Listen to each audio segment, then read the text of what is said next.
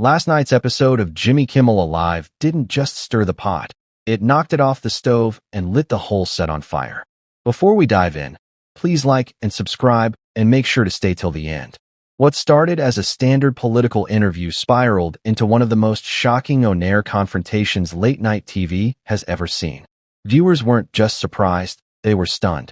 Karoline Leavitt, the youngest White House press secretary, ever stepped onto the stage with the confidence of someone who knew she was walking straight into enemy territory. Wearing a razor-sharp blue suit and a calm but determined smile, she waved at the crowd. Cheers erupted, but so did boos. The room was already split, and the fireworks hadn't even started. She had come prepared, ready to talk policies, defend the administration, and hold her ground. But what she didn't expect was how fast things would spiral out of control. Jimmy Kimmel, known for his sharp humor, started things light. He introduced her with a smile, and she responded graciously. "Thanks for having me, Jimmy. Happy to be here." At first, the interview was steady. They touched on safe topics like gas prices, student loans, and the economy. Karoline answered with the calm, composed tone of someone used to standing at the White House podium. Her words were clear, direct, and carefully measured, but you could feel the tension building by the second, and then the bomb dropped. Kimmel leaned forward with a smirk and asked, "Do you actually believe the stuff you say at those press briefings? Or is it all just acting?" The audience howled with laughter, but Karoline didn't flinch. She kept her smile tight and answered, "I speak for the president and the American people. I share facts, even if the media chooses to ignore them." The room grew quieter. Some clapped. Some didn't know what to do. The tension in the air suddenly felt heavy. Jimmy shot back, raising an eyebrow. "Facts. That's a bold word in Washington." A few nervous laughs bubbled out from the crowd, but it wasn't the same kind of laughter as before. Something had changed. Something had shifted. Karoline's tone sharpened. "It's easy to make jokes about politics when you don't have to lead." She snapped.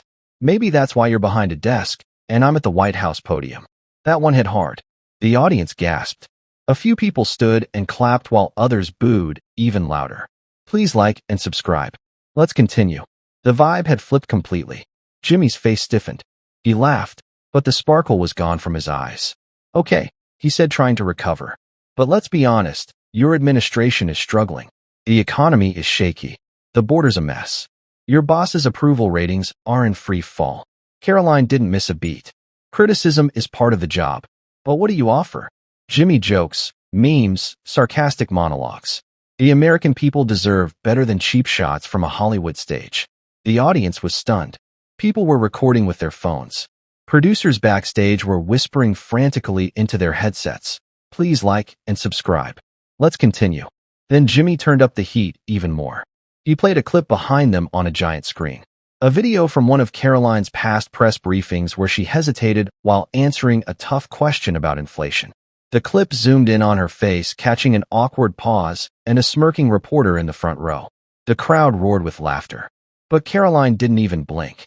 "That's your big moment," she said coolly, a 5-second clip taken out of context. "Maybe you should apply for a job at CNN." That one landed like a thunderclap. Half the room erupted in laughter and cheers, while the other half looked stunned. The temperature in the studio had officially hit boiling. Jimmy leaned in, visibly annoyed. "Now, you always talk about context," he said. "So, what's the context for misleading people? What's the context for defending chaos?" The tension was unbearable.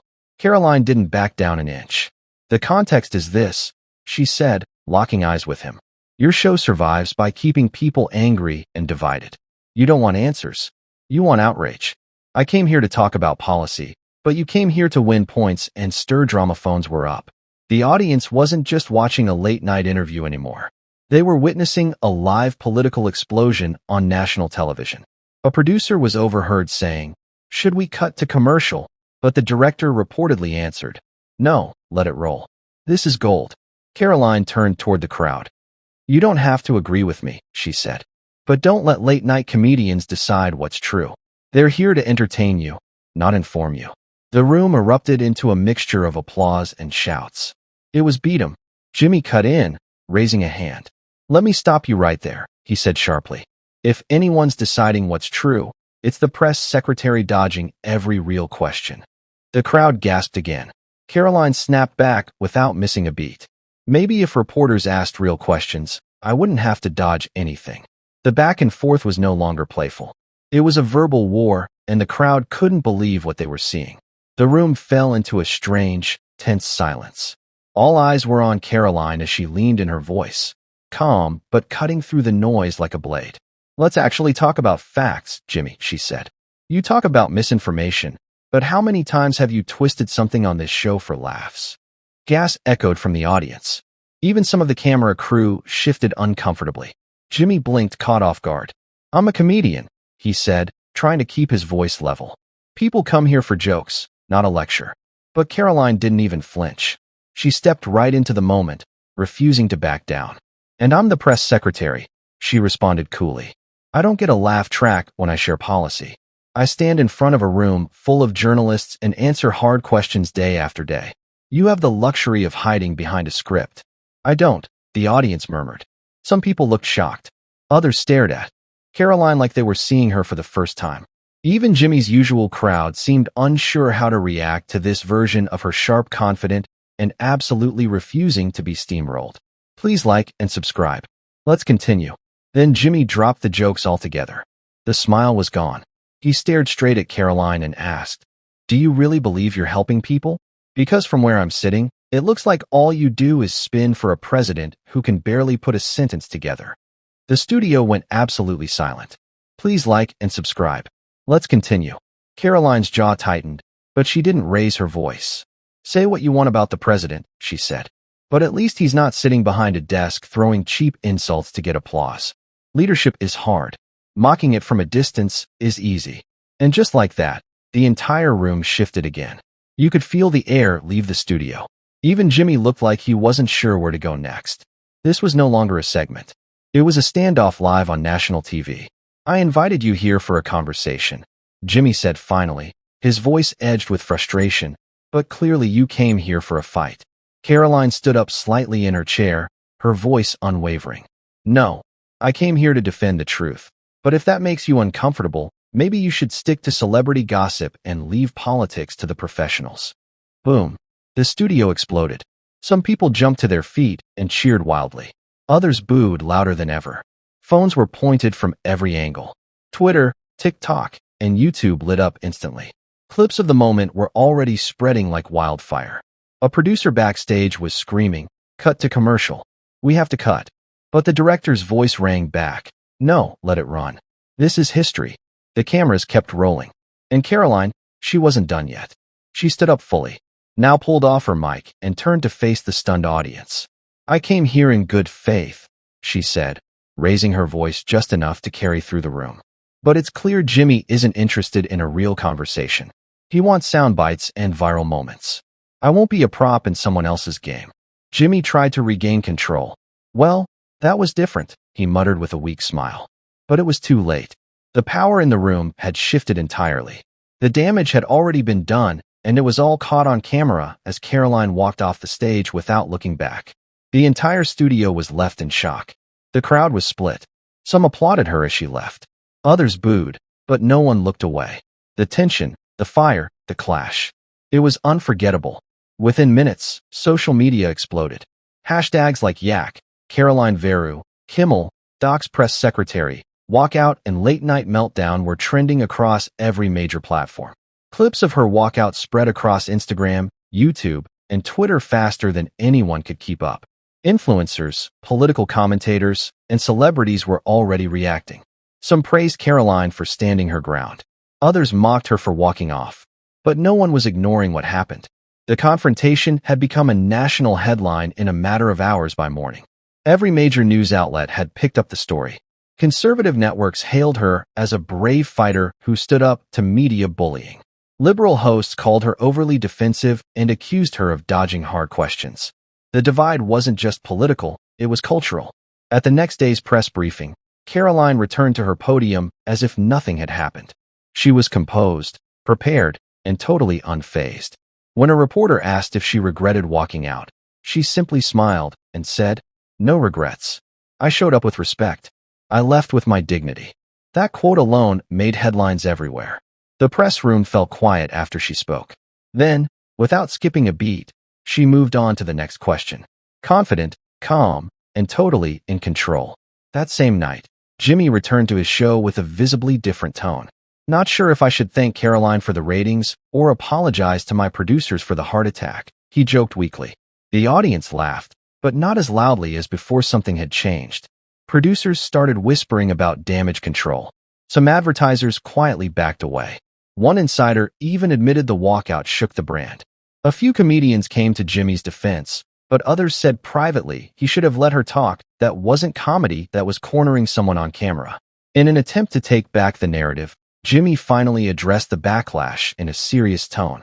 He looked straight into the camera and said, "I've always tried to use this platform to make people laugh and maybe also think, but I realize I crossed a line with Karoline.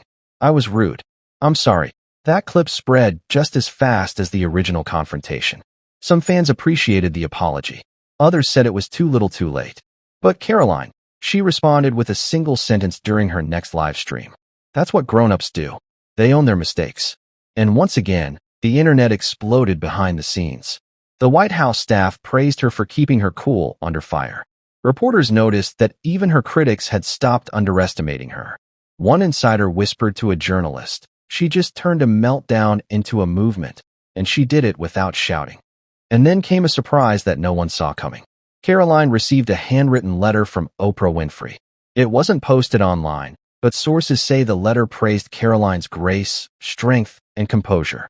Oprah reportedly wrote, "Walking away takes more strength than shouting back. Well done." That moment sealed it. Karoline wasn't just trending. She was making waves that were changing how Americans looked at media politics and public conversations. And it didn't stop there. As the months passed, Karoline's name continued to dominate conversations across newsrooms, classrooms, and comment sections nationwide. What had started as a controversial clash became something deeper. A moment people used to reflect on how we listen, how we speak, and how we treat those with opposing views.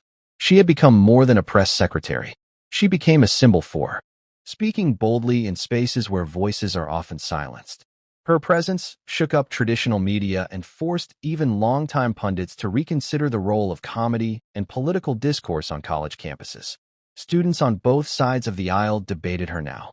Famous walkout professors included the incident in media ethics lectures. Public speaking coaches broke down her delivery and poise. Whether admired or criticized, Karoline was being studied seriously. The most surprising part, Gen Z, often known for their digital activism and quick judgments, didn't cancel her. They clicked follow. Her comments sections were filled with teens and young adults saying things like, "I don't agree with her, but she was real." And that took guts. In one viral moment, a young college student posted a side-by-side video on one side, Karoline calmly walking off stage on the other, a montage of various late-night hosts mocking politicians for cheap laughs. The caption read, "Only one person here acted like an adult." Even comedians started taking note. Some began tweaking their tone, slipping in more thoughtful pauses between jokes. Others doubled down. But even they couldn't ignore that the audience was shifting, laughing less at the cruelty and more at the wit. The landscape had changed behind closed doors. Networks held emergency meetings. Late-night producers reviewed guest vetting procedures. Studio heads discussed ways to avoid another viral walkout. But no matter how they planned, the truth was unavoidable. The power had shifted to the guests who refused to play the game. Please like and subscribe. Let's continue. Meanwhile, Karoline kept moving. She launched a digital platform dedicated to honest civic education. It wasn't flashy. It didn't have celebrity cameos, but it reached millions. Her series, Say It Straight, became a quiet force in American media, offering clear, respectful breakdowns of complex topics. She didn't scream. She didn't insult. She didn't need to. Her calm clarity cut through the noise louder than any punchline. And because of that, people started listening not just to her, but to each other. He never directly addressed the incident again. But fans noticed he never brought another press secretary onto the show, and he never tried to corner another guest. The same way again. The walkout had left its mark not just on Jimmy, but on the industry years later. When journalists looked back at the moment, they didn't call it a meltdown. They called it a reckoning. It was a reminder that civility still has power even in the loudest, messiest, most polarized arenas of modern media. And in Karoline, She never returned to late night. She didn't need to. Her message had outgrown the stage. She had proven that walking away wasn't weakness. It was strength, and that sometimes silence speaks louder than applause. In interviews, she would say that night didn't define me, but it revealed something. People are tired of noise. They're hungry for clarity, and the numbers showed she was right. Her audience didn't just grow. It transformed the confrontation that could have ended her career, launched something bigger. A movement, a message, a moment of clarity in a world full of shouting. And whether you admired her or disagreed with her, one thing was undeniable. Karoline Leavitt. It left the building, but her words stayed long after the lights went out. If you enjoyed the story, don't forget to like, subscribe, and leave a comment. We'd love to hear your thoughts.